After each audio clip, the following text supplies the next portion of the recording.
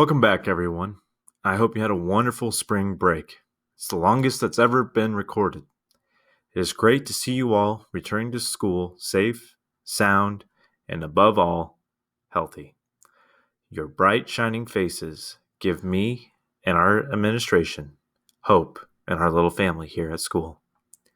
I hope you and your family grew closer and they are safe and healthy and continue to do so. This school year, I want to start off by saying, I'm here to help you in any way I can during these difficult times. My door is always open.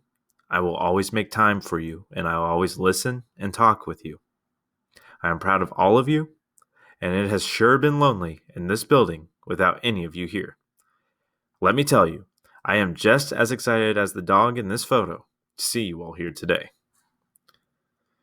Now then, speaking of dogs, my dog Abby, or as I like to call her, Little Miss Spoiled, decided that she was going to celebrate my wife and I being home indefinitely by destroying our new chairs that I was staining.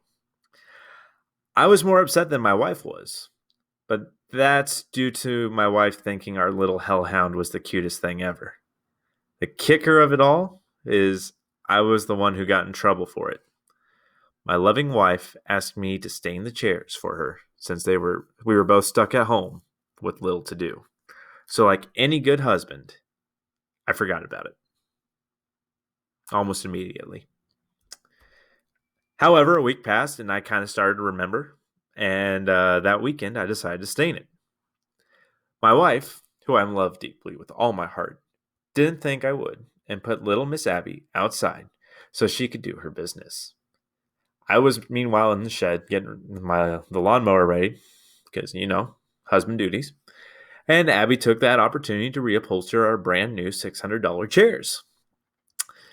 My wife told me that it was my fault for not telling her that I had stained them when she had told me to, and that I waited a week and a half. And anyway, all is well though. Abby now has the most expensive dog bed in the world, and my wife has stopped giving me chores. So as far as Abby and I see it, it's a win-win.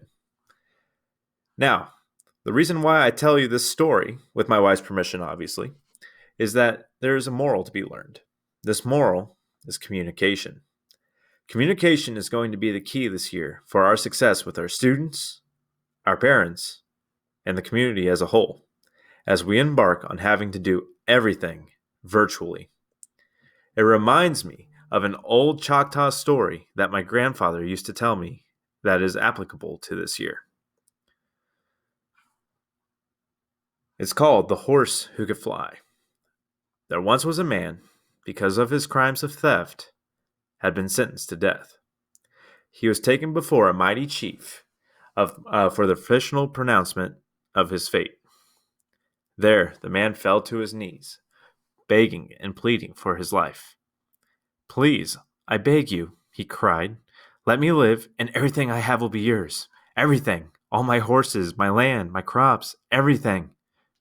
The chief gazed down at the thief and looked at him with a strong, stern expression. He asked, "What can you possibly give me that I don't already have? I am the chief of this mighty tribe. I have more horses and land than you could ever hope to give. You have nothing to offer me." The man looked down for a moment as the chief walked away. He called quickly after him, "Wait! If you let me go, I will teach you. I will teach your most prized horse how. I will teach your most prized horse how to fly. I will teach him how to soar with the mighty hawks in the air. I will teach him how to glide over the streams and rivers. You will be the most proud chief, the chief that everyone knows who can fly."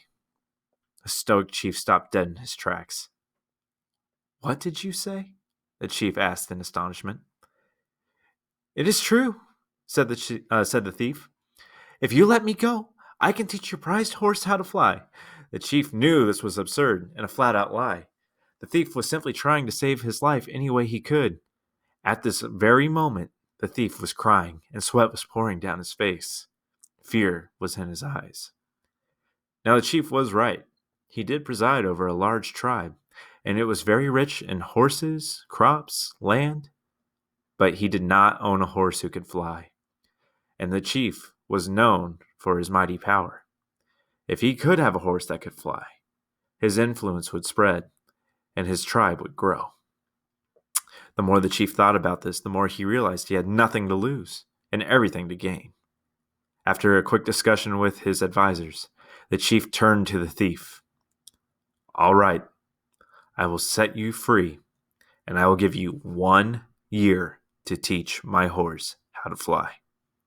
If you cannot do this, you'll be brought back here and be put to death immediately for your crimes." The thief, with tears in his eyes, thanked the chief many times over. Thank you, chief. I will start tomorrow. He will start learning tomorrow as soon as the sun comes up and the crow starts to roost." As soon as he was released, the thief ran out straight outside and was running down the path, when by chance the thief ran into his friend, who was heading towards the main hut. The friend, with shock on his face at seeing his friend now loose and free. "What are you doing here?" he whispered. "Did you escape? How did you escape?" The thief calmly replied, "No, the chief let me go." The friend looked stunned. "Why would he do that? He was about to have you put to death. In fact, that's why I was heading here to see you one last time."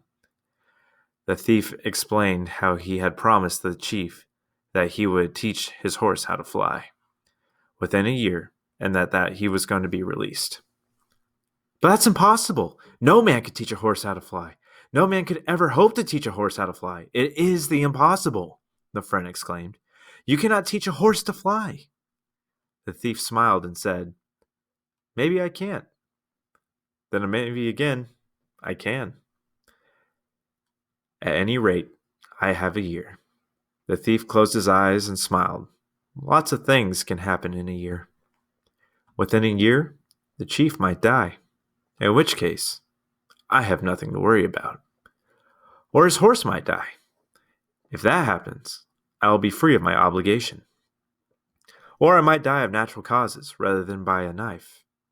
Or who knows, maybe within that year, I just might teach that horse how to fly. Could you imagine the thief who taught a horse how to fly? The kingdom would be renowned for it, and I would be popular amongst all. Now, the moral of this story for us as educators is that we can teach birds how to fly all day, and many of our students are birds who fly. However, we all have some horses that don't seem like they want to fly at all. You have 1 year. A lot can change in the course of a school year. You can be that difference. You can change a child. Sometimes you are all the change that a child needs. We all have 1 year. I expect you to try and make our students fly. I don't expect it to happen all at once. I don't expect the horse to fly through the airs at blazing speeds, but I expect you all to do your best to get that horse off the ground and teach it to fly. We need to dig deep. There is no easy way to say it. This year will be hard, tough, and downright difficult. I want you to think back to your college years as I ask you this question. Why are you here? Why did you choose this career among all the other jobs that you are capable of? I want you to find that reason and use it as a spark to ignite the flame of why you are here to teach our students this year. No matter how we teach, whether it be remote, in person, or hybrid. It is time for us to dig deep and remind ourselves why we are here. The type of educating that you will be doing and providing for our students has never been done before in all of human history. I do not expect you to be perfect. If I were to expect you to be perfect, I would be asking too much of you. I do expect you to be great. I expect you to be devoted to our students. As hard as this year's been for us, it has been even harder for our students at home. Some have lost their homes and had to move. Some have seen their parents lose their jobs, and some have had to watch their family members pass away in front of their very eyes. These are events that no child should have to experience at such young ages. They are living in a time of difficulty, and we must stay aware of their predicaments. I know we are all facing troubles right now, and I wish I could tell you that things will get easier for us all, but it's not. It will be difficult. We must remember this as we begin teaching. We must show them patience with our technology and understanding. I know they are beyond excited to see us again, and we are beyond excited to see them as well. This is going to be a great year, despite whatever may happen. This year may seem daunting at first, but I realized something as soon as we were sent into lockdown. I have one of the best staffs for a school right here in front of me. You guys have all been hand-selected to be the best teachers that you can be for our students and our school. I have the utmost confidence in you and your ability to teach our students in whatever environment we are in. I know you are all uncertain about the future. I'd be lying if I said I wasn't. However, I am certain in one thing: my staff in this school. You are the best teachers I could ever hope for and ever have in a crisis such as this. You are all professionals in every sense of the word. I couldn't be prouder of you all. I hope I can be the leader that you need me to be this year. I have no doubt in my mind that you will rise up to whatever challenges greet us and whatever we may face. I want you to know that we will face this crisis head on together, as one school, as one building, for you guys and for our students. Let's go get this, Curtis.